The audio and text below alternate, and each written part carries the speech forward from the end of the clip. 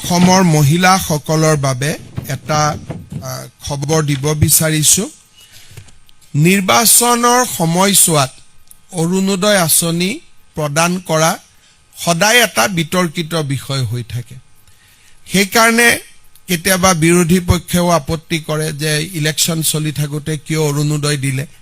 আমি যাতে বিতৰ্কৰ ঊৰ্ধ্বত থাকিব পাৰোঁ, ফেব্ৰুৱাৰী মাহৰ 20 তাৰিখে অসমৰ প্ৰতিগৰাকী অৰুণোদয় হিতাধিকাৰীক বিহুৰ উপহাৰ হিচাপে আমি আগতীয়াকৈ 8,000 টকা দিম। তাৰমানে প্ৰতিগৰাকী আই মাতৃ যিসকলে অৰুণোদয় আঁচনি পাই আছে, দে উইল গেট, জানুৱাৰীত আমি তেওঁলোকক নিদিওঁ একো, ফেব্ৰুৱাৰী মাহত একেলগে, ফেব্ৰুৱাৰী মাহৰ 20 তাৰিখে একেলগে আগতীয়াকৈ বহাগ বিহুৰ উপহাৰ হিচাপে তেওঁলোকক আমি 8,000 টকা তেওঁলোকৰ বেংক একাউণ্টলৈকে হস্তান্তৰ কৰিম। তেতিয়া আৰু বিহুলৈকে তেওঁলোকে সুন্দৰভাৱে তেওঁলোকৰ বিহু পালন কৰিব পাৰিব।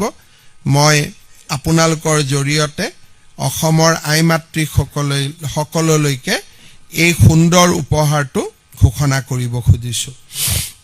অসমৰ মহিলাসকলৰ বাবে এটা খবৰ দিব বিচাৰিছোঁ। নিৰ্বাচনৰ সময়ছোৱাত অৰুণোদয় আঁচনি প্ৰদান কৰা সদায় এটা বিতৰ্কিত বিষয় হৈ থাকে। সেইকাৰণে কেতিয়াবা বিৰোধী পক্ষেও আপত্তি কৰে যে ইলেকশ্যন চলি থাকোঁতে কিয় অৰুণোদয় দিলে। আমি যাতে বিতৰ্কৰ ঊৰ্ধ্বত থাকিব পাৰোঁ, ফেব্ৰুৱাৰী মাহৰ 20 তাৰিখে অসমৰ প্ৰতিগৰাকী অৰুণোদয় হিতাধিকাৰীক বিহুৰ উপহাৰ হিচাপে আমি আগতীয়াকৈ 8,000 টকা দিম। তাৰমানে প্ৰতিগৰাকী আই মাতৃ যিসকলে অৰুণোদয় আঁচনি পাই আছে, দে উইল গেট, জানুৱাৰীত আমি তেওঁলোকক নিদিওঁ একো, ফেব্ৰুৱাৰী মাহত একেলগে, ফেব্ৰুৱাৰী মাহৰ 20 তাৰিখে একেলগে আগতীয়াকৈ বহাগ বিহুৰ উপহাৰ হিচাপে তেওঁলোকক আমি 8,000 টকা তেওঁলোকৰ বেংক একাউণ্টলৈকে হস্তান্তৰ কৰিম।